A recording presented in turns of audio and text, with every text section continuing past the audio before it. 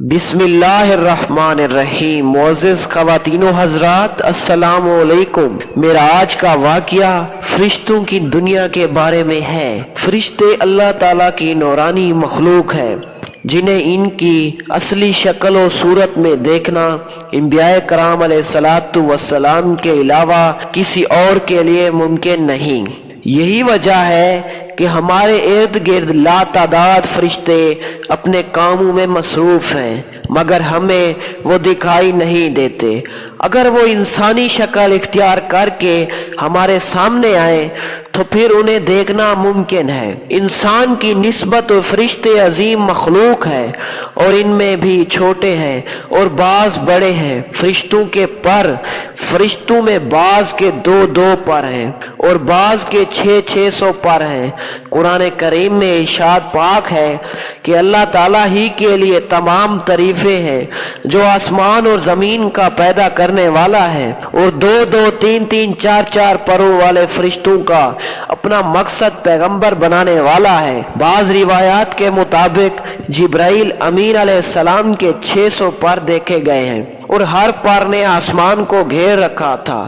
ان کے پروں سے مختلف رنگ اور قیمتی موتی بکھر رہے تھے۔ فرشتوں کے قد و قامت، وہ فرشتے جنہوں نے عرش اٹھا رکھا ہے، ان کے قد و قامت کے بارے میں سیدنا انس رضی اللہ تعالی عنہ سے مروی ہے کہ حضور نبی کریم صلی اللہ علیہ وآلہ وسلم نے ارشاد فرمایا، عرش کو اٹھانے والے فرشتوں میں سے ایک فرشتے کے بارے میں مجھے یہ بتانے کہ اجازت دی گئی ہے جس کے پاؤں سب سے نچلی 7ویں زمین میں ہے اور اس کے کندھوں پر عرش ہے، اس کے دونوں کانوں اور کندھوں پر عرش ہے، اس کے دونوں کانوں اور کندھوں کے درمیان اتنی دوری ہے کہ اسے طے کرنے کے لیے پرندے کو 700 سال کی پرواز چاہیے۔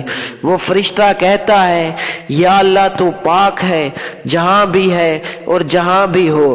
فرشتوں کی ضروریات، اللہ تعالیٰ نے فرشتوں میں شادی بیاہ کی حاجت نہیں رکھی، اس طرح انہیں کھانے پینے سے بھی نیاز کر دیا ہے۔ اس کی وضاحت قرآن مجید میں مذکور سیدنا ابراہیم علیہ السلام کے اس واقعے سے ہوتی ہے جس میں کہ ابراہیم علیہ السلام کے پاس فرشتے آئے تو آپ علیہ السلام ان کے لیے فوراً گوشت لے کر آئے، مگر انہوں نے اسے تناول نہیں کیا۔ اللہ تعالیٰ نے ان فرشتوں کو بیماری، سستی، کاہلی، دکھ، تکلیف، تھکاوٹ اور اکتاہٹ وغیرہ سے محفوظ رکھا ہے۔ وہ دن رات فقط اللہ کی اطاعت میں اپنے کاموں میں مصروف رہتے ہیں۔ قرآن مجید میں بیان ہوا کہ آسمانوں اور زمین میں جو کچھ ہے اسے اللہ کا ہے اور جتنے اس کے پاس فرشتے ہیں وہ اس کی عبادت ہے، نہ سرکشی کرتے ہیں اور نہ تھکتے ہیں۔ وہ دن رات اللہ کی تسبیح بیان کرتے ہیں اور ذرا سی بھی سستی نہیں کرتے۔ فرشتے تقریباً عام طور پر آسمانوں میں رہتے ہیں جو صرف اللہ کے حکم سے مختلف کاموں کے لیے زمین پر اترتے ہیں اور پھر واپس آسمان پر چلے جاتے ہیں۔ قرآن مجید میں ایک اور مقام پر خود فرشتوں کی یہ بات مذکور ہے، ہم تیرے رب کے حکم کے بغیر نہیں اترتے۔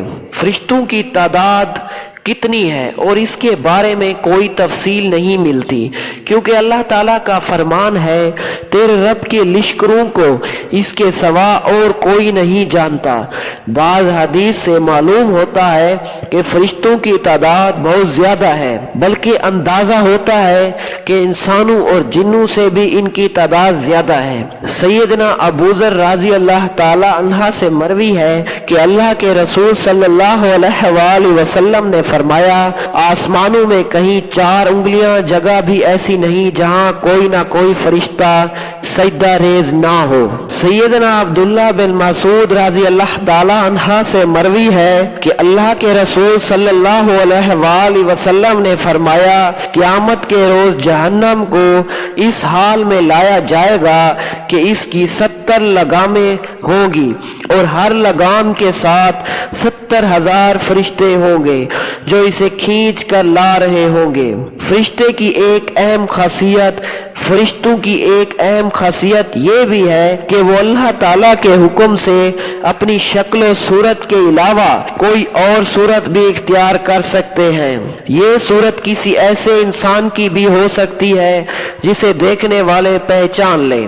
انسانوں کے علاوہ کسی اور جاندار کی صورت اختیار کرنے کی فرشتوں کو طاقت ہے یا نہیں، اس کے بارے میں قرآن و سنت میں کوئی صراحت یا ذکر نہیں ملتا۔ البتہ ان کی انسانی شکل اختیار کرنے کے واقعات ضرور ملتے ہیں، جن سے یہ اندازہ ہوتا ہے کہ فرشتے اللہ تعالیٰ کے حکم سے دیگر شکلیں بھی اختیار کر سکتے ہیں۔ ابراہیم علیہ السلام کے پاس فرشتے انسانی شکل میں آئے اور ابراہیم علیہ السلام ان فرشتوں کو پہچان نہ پائے۔ پھر فرشتوں کے بتانے پر آپ علیہ السلام کو معلوم ہوا کہ یہ انسان نہیں ہے بلکہ فرشتے ہیں۔ سیدنا مریم علیہ السلام کے پاس جبرائیل امین علیہ السلام انسانی شکل میں تشریف لائے تھے، اور جبرائیل امین علیہ السلام سوائے 2 مرتبہ کے ہر مرتبہ نبی کریم صلی اللہ علیہ وآلہ وسلم کے پاس انسانی شکل میں تشریف لائے۔ فرشتوں کی طاقت، اللہ تعالیٰ نے فرشتوں کو انسانوں اور جنوں سے کئی گنا زیادہ قوت و طاقت عطا کر رکھی ہے۔ حضور نبی کریم صلی اللہ علیہ وآلہ وسلم نے جب طائف کے مقام پر وہاں کے لوگوں کو اسلام کی دعوت پیش کی تو آپ صلی اللہ علیہ وآلہ وسلم پر وہاں کے لوگوں نے ظلم و جبر کی انتہا کر دی اور حضور نبی کریم صلی اللہ علیہ وآلہ وسلم کو لہو لہان کر دیا۔ تو اس مقام پر سیدنا جبرائیل امین علیہ السلام تشریف لائے۔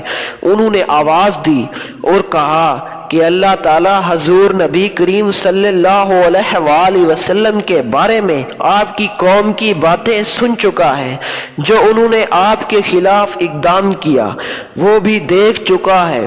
آپ کے پاس اللہ تعالیٰ نے پہاڑوں کا فرشتہ بھیجا ہے، آپ ان لوگوں کے بارے میں جو چاہے اس فرشتے کو حکم دیں۔ اس کے بعد پہاڑوں کا فرشتہ مخاطب ہوا، اس نے حضور نبی کریم صلی اللہ علیہ وآلہ وسلم کو سلام کیا، پھر عرض کی اے اللہ تعالیٰ کے رسول، آپ جو حکم دیں گے میں وہ کروں گا۔